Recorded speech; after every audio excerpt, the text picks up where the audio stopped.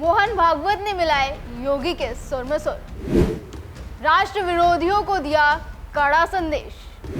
बाबा भागवत का ये है सीक्रेट प्लान।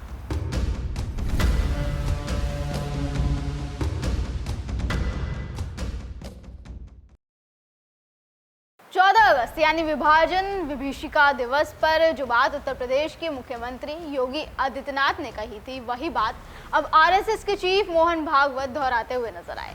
दोनों ने साफ संदेश दे दिया कि अब राष्ट्रवाद के साथ कोई खिलवाड़ बर्दाश्त नहीं किया जाएगा।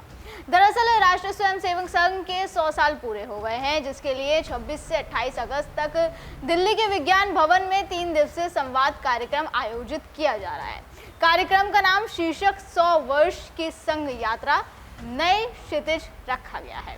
बीते दिन कार्यक्रम का पहला दिन था और इस कार्यक्रम ने जमकर सुर्खियां बटोरी। वजह आरएसएस चीफ मोहन भागवत का संबोधन, जिस दौरान उन्होंने कई बड़े संकेत दिए। उन्होंने हिंदुओं को लेकर, हिंदू राष्ट्र को लेकर और राष्ट्रवाद को लेकर बड़ा मैसेज दिया और राष्ट्र विरोधियों की बोलती बंद कर दी। साथ ही उन पर भी वार किया जो राष्ट्रवाद की बात को राजनीति से, सत्ता से जोड़कर देखते हैं। मोहन भागवत ने कहा कि हिंदू राष्ट्र शब्द का सत्ता से कोई मतलब नहीं है। उन्होंने कहा कि ऐसा नहीं है कि अगर हम हिंदू राष्ट्र की बात कर रहे हो तो किसी का विरोध कर रहे हैं। आप भी पहले मोहन भागवत का पूरा बयान सुनिए। राष्ट्र शब्द का सत्ता से कोई मतलब नहीं और हिंदू राष्ट्र के प्रखर होते, विद्यमान रहते जो शासन रहा है, वो शासन हमेशा पंथ संप्रदाय का विचार करने वाला शासन नहीं है। उसमें सबके लिए न्याय समान है। पंथ संप्रदाय, भाषा, कुछ भी नहीं, कोई भी भेद नहीं, प्रजा के लिए समान न्याय। और इसलिए जब हम हिंदू राष्ट्र कहते हैं तब हम किसी को छोड़ रहे, ऐसा नहीं है। हम हिंदू राष्ट्र कहते हैं तो किसी का विरोध कहते, ऐसा नहीं है। संघ इसमें से हुआ ही नहीं है। संघ किसी विरोध में, प्रतिक्रिया में नहीं निकला है। गुरुजी के प्रेस कॉन्फ्रेंस में गुरुजी को पूछा गया कि हमारे गांव में तो मुसलमान और ईसाई है नहीं, हमारे यहाँ शाखा का क्या काम है। गुरुजी ने कहा कि भैया तुम्हारे गांव की छोड़ दो, पूरे दुनिया में भी मुसलमान ईसाई नहीं होते तो भी हिंदू समाज अगर इस अवस्था में रहता तो संघ की शाखा की आवश्यकता थी, क्योंकि संगठन किसी के विरोध में नहीं होता। आप सब लोग कुछ ना कुछ तो व्यायाम करते होंगे, कम से कम मॉर्निंग वॉक, इवनिंग वॉक करते होंगे। आपको कोई पूछे कि आप ये व्यायाम कर रहे हैं, किसको पीटने का इरादा है? अरे भाई, व्यायाम अपने आप को तंदुरुस्त कहने के लिए। अब कभी मारपीट होती है तो व्यायाम का शरीर काम में आता है, ये बात अलग है।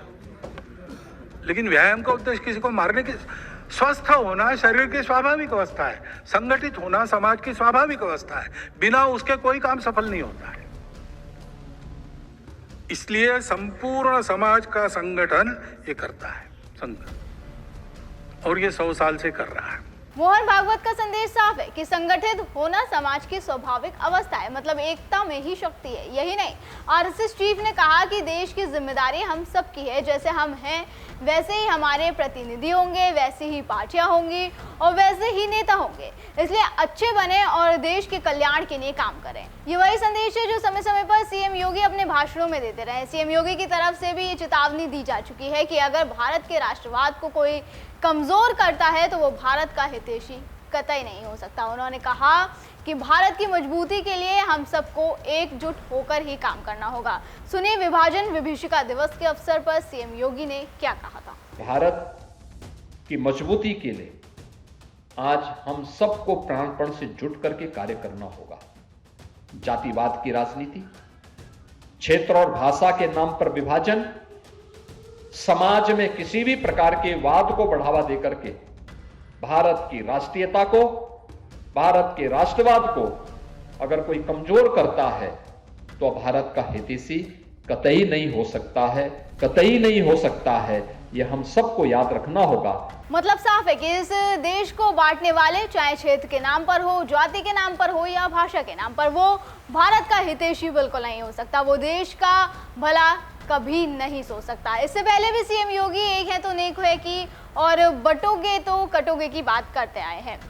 छत्रपति शिवाजी महाराज जिस एकजुटता का प्रदर्शन करके हिंदवी साम्राज्य की स्थापना किए थे, आज उसी का आह्वान करने के लिए, उन्हीं से प्रेरणा लेकर के मैं बार बार आपसे कहता हूं कि बंटिए मत।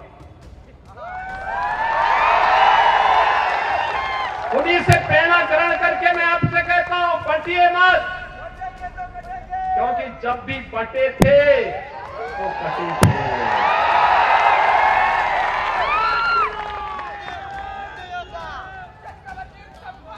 एक है तो नेक है, एक है तो सेफ है, और बटे थे तो कटे थे। हमें बटना नहीं है, एकजुट होना है।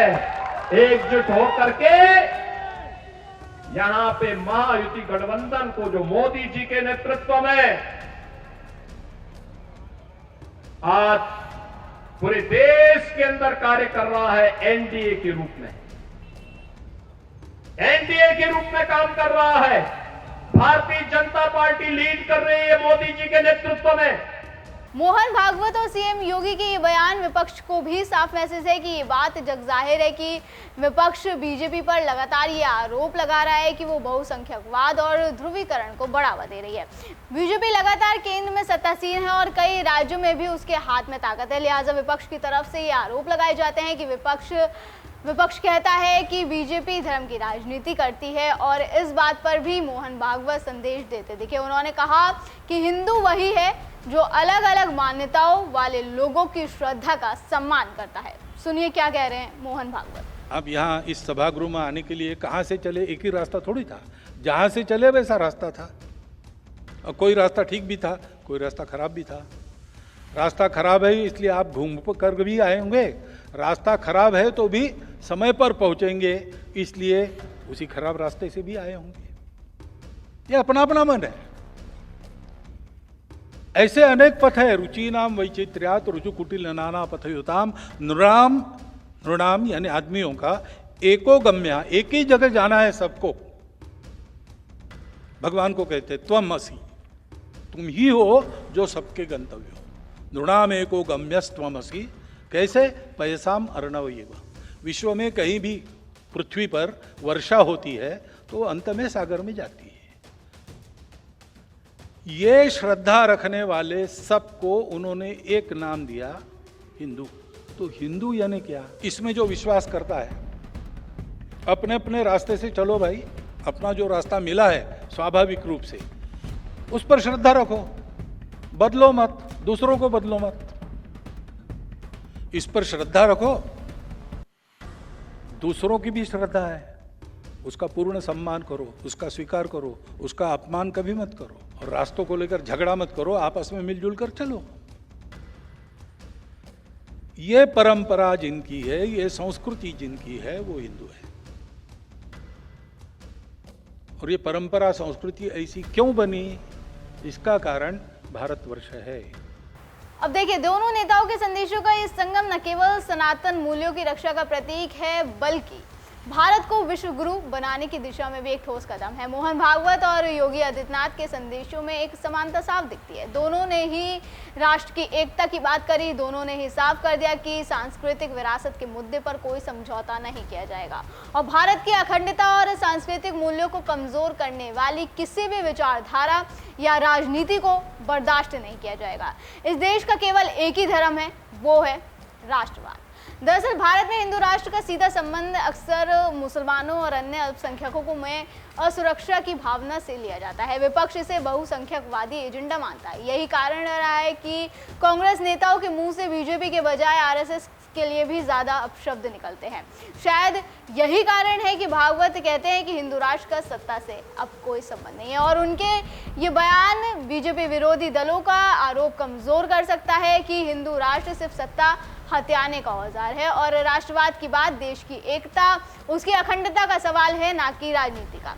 लेकिन अफसोस की बात यह है कि अगर हमारे देश राष्ट्रवाद की बात की जाती है, अगर हमारे देश की एकता की बात की जाती है, तो उसको भी राजनीति से जोड़कर देखा जाता है। हमारे देश का एक तबका इसका विरोध करने के लिए हमेशा खड़ा रहता है।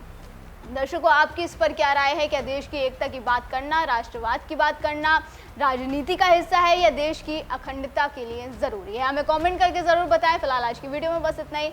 अगली बार फिर होगी मुलाकात। आप देखते रहे GNP इंडिया, हर खबर भरोसे के साथ।